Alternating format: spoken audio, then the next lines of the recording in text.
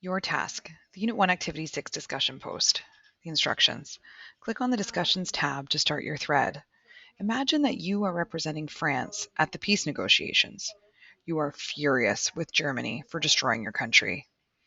In your post, create a list of 2 to 3 terms and/or punishments that Germany must follow now that they have lost the war. When you are finished your list, post your thread and then respond to at least 2 of your classmates. Let's take a closer look at the Treaty of Versailles. When it came time to agree to terms for peace, all of the Allied forces, that's us, really wanted to blame Germany for starting the war in the first place. Also, those old notions of imperialism, nationalism, and militarism needed to be rectified to make sure that Germany could not do this again. If you'd like to see some of the specifics, please watch the videos here on the side. The main provisions of the Treaty of Versailles in 1919. First thing was the loss of territory to other countries. Germany was to give up all her foreign colonies. Poland was to be re-established as an independent state, and Alsace-Lorraine was to be given to France. They were also told that they had to have a limited military. The army was to be reduced to 100,000 troops, the navy was to be largely destroyed, and she was never to maintain a submarine force. Germany was forbidden to have an air force, heavy guns, or fortified borders. They were also told that they had to have a loss of economic resources as well. Germany was to cede or give over to France the coal mines of the Saar Basin for 15 years. Political punishments. The Kaiser was to be tried by Allied courts for supreme offenses against international morality. Germany was forced to acknowledge sole responsibility for the war and to pay back the countries it had attacked. These are called reparations to the Allies. This means it was called the War Guilt Clause.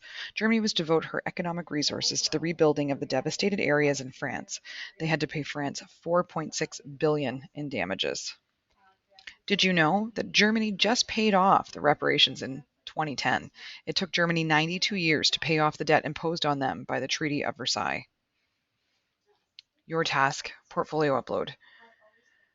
Open a new Google Doc and title it Unit 1 Activity 6 Portfolio Consequences of World War I. Answer the following questions using slides 14 and 15. Evaluate the terms of the treaty. What do you think?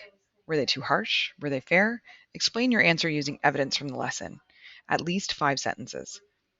Then ask yourself, what might be the impact of these terms on Germany? When you are finished, upload your work to the portfolio. More consequences? So we've already talked about the Paris Peace Conference and the Treaty of Versailles. Now we're going to move into demobilization and the Winnipeg General Strike. Demobilization, bringing the troops home. Approximately 250,000 Canadian soldiers were waiting to go home after the war. This was the largest movement of people in Canadian history at this time. This was a long, boring, and frustrating process for the soldiers. Most had arrived home by August of 1919. Some of the challenges were inadequate ships, delays, cancellation, bad weather. And how do you choose who goes home first? Whoever was in Europe the longest, or do you just bring them back with their units? In addition, the Spanish flu had hit the entire world, an abnormally aggressive strain of flu that spread in the spring of 1918 to 1920. It infected up to 500 million people worldwide and is considered one of the deadliest natural disasters in human history. It is estimated that between 50 and 100 million people died from Spanish flu worldwide. World War I was responsible for 17 million deaths. More people died from the Spanish flu than World War I. The flu was especially deadly in people who were young and healthy. To gain some more perspective on the Spanish flu, watch this short clip.